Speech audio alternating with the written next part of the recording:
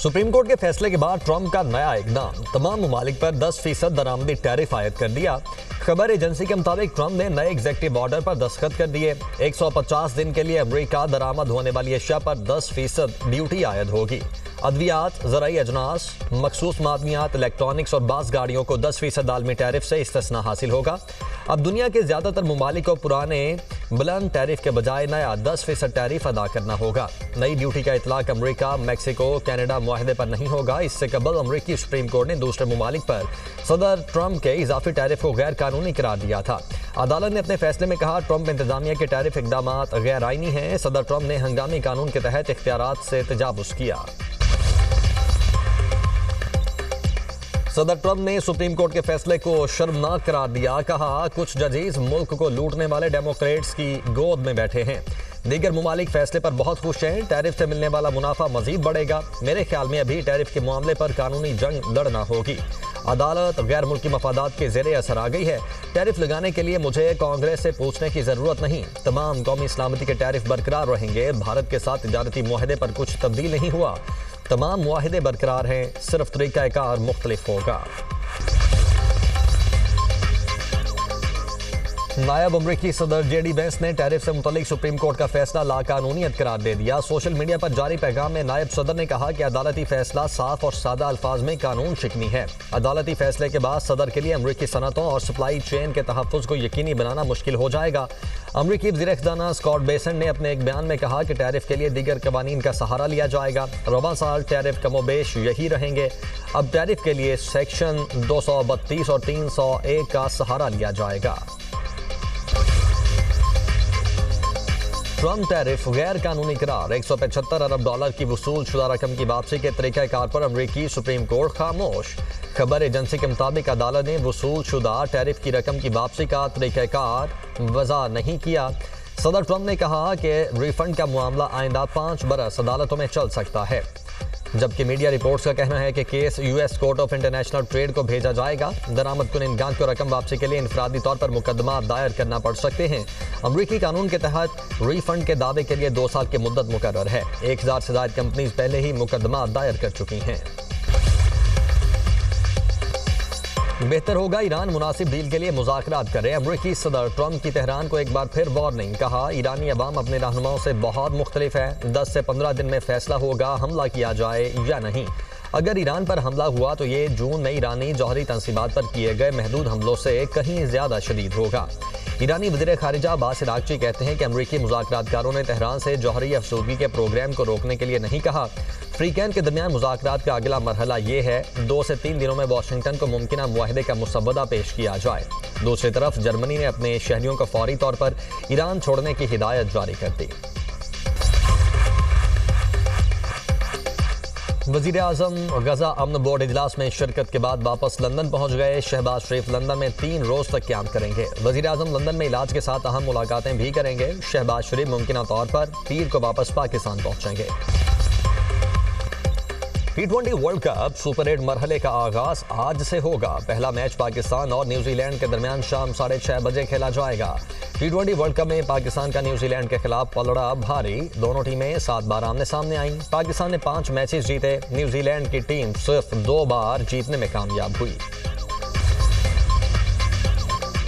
तहरीक इंसाफ सियासी जमात नहीं, कल्ट है। इसमें सियासी सोच और रफाकत का कोई तसव्वुर नहीं। वज़ीर दिफा ख्वाजा आसिफ कहते हैं कि पीटीआई के अंदर आधे दर्जन ग्रुप हैं।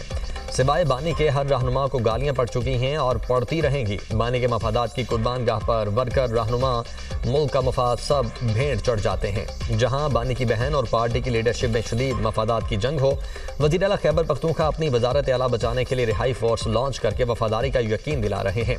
वकला का गिरोह, जिनका सारा सियासी वजूद बानी की मार्फत और मरहून मिन्नत है, वो कैमरे पर आकर मार्केट वैल्यू बना रहा है। इन सब में एक कदर मुश्तरक है। सब चाहते हैं बानी पीटीआई अंदर रहें ताकि उनकी दुकानें खुली रहें। बानी पीटीआई बार बार डील मांग रहे हैं। वजीरे ममलुकत कानून बैरिस्टर अकील मलिक की प्रोग्राम टुनाइट में समर अब्बास में इंकशाफ, बोले हुकूमत डील नहीं कर रही। सेक्रेटरी इतलात पीटीआई का डील के हवाले से नून लीग को चैलेंज। शेख वकास अकरम कहते हैं कि नाम बताएं किसने तहरीक इंसाफ की तरफ से डील मांगी। नवंबर 2024 में बानी पीटीआई को ऑफर दी गई, एहतजाज मौखर कर दें, 10-15 रोज में रिहाई हो जाएगी। वो तब नहीं माने। बानी की सेहत के साथ कुछ हुआ तो रमजान में भी एहतजाज हो सकता है।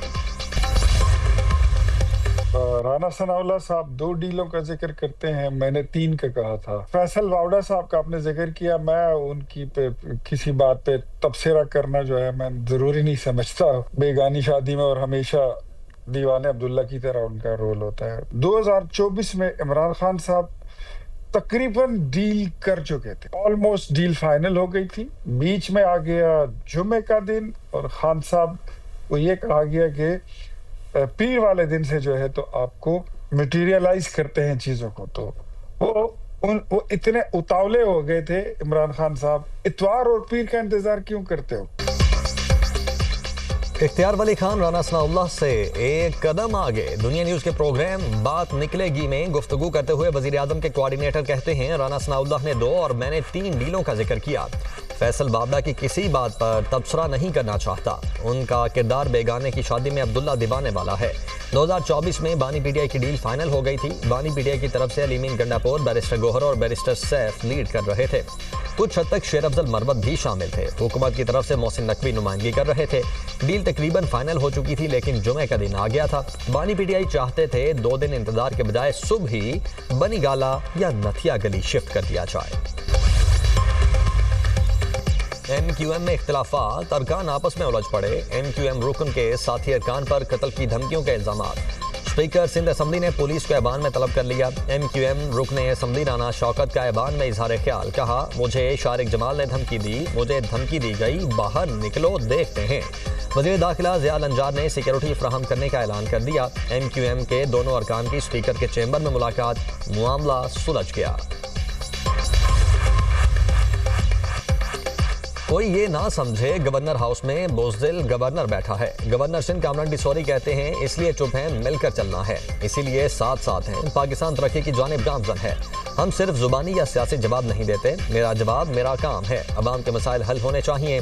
पानी ना आए, बिजली ना आए, मुकदमा दर्ज ना हो तो अवाम के पास इख्तियार होना चाहिए। गवर्नर हाउस तकरीब में नफरत अंगेज बातें हुई, उसकी शदीद अल्फाज में मजम्मत करते हैं। ये तासुब की बुनियाद पर सियासत करते हैं। सीनियर सूबाई वजीर शर्जील मेमन का सिंध असम्बली में इजहार ख्याल।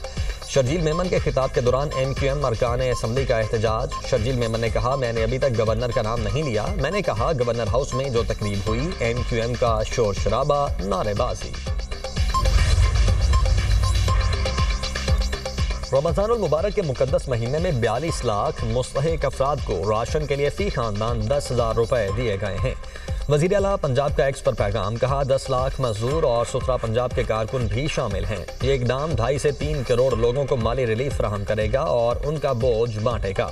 रमज़ानुल मुबारक एहसास का दूसरा नाम है। हर फर्द की ज़रूरत का ख्याल रखना हमारा फ़र्ज है।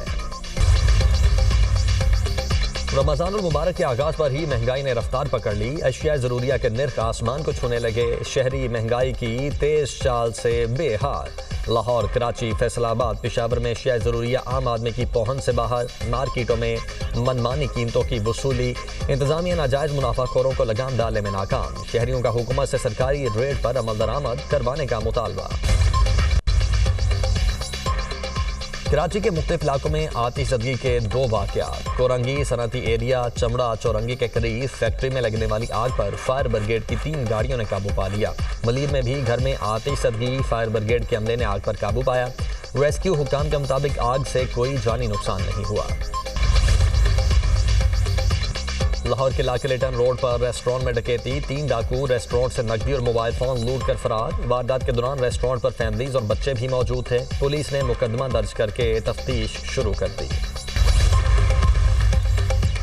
इसराइल मशरिक़ वुस्ता के ज़्यादातर इलाके पर कब्जा कर ले तो अमरीका को कोई एतराज़ नहीं। इसराइल में अमरीकी सफ़ीर माइक हकाबी का मुतनाज़ा इंटरव्यू, कहा इस सरजमीन पर यहूदियों का हक है। मौजूदा लिबनान, शाम, उर्दन और सऊदी अरब के कुछ हिस्सों पर इसराइल के कंट्रोल से उन्हें कोई मसला नहीं होगा। नाइजीरिया की जमफारा रियासत के गांव पर मुसल्लह अफराद का हमला, 50 अफराद कत्ल, हमलावरों ने खवातीन और बच्चों को अगवा कर लिया। खबर एजेंसी के मुताबिक मुल्जिमान शाम 5 बजे से सुबह 3:30 बजे तक लूट मार करते रहे। मुल्जिमान ने घरों को आग लगा दी, फरार होने वालों पर फायरिंग करते रहे।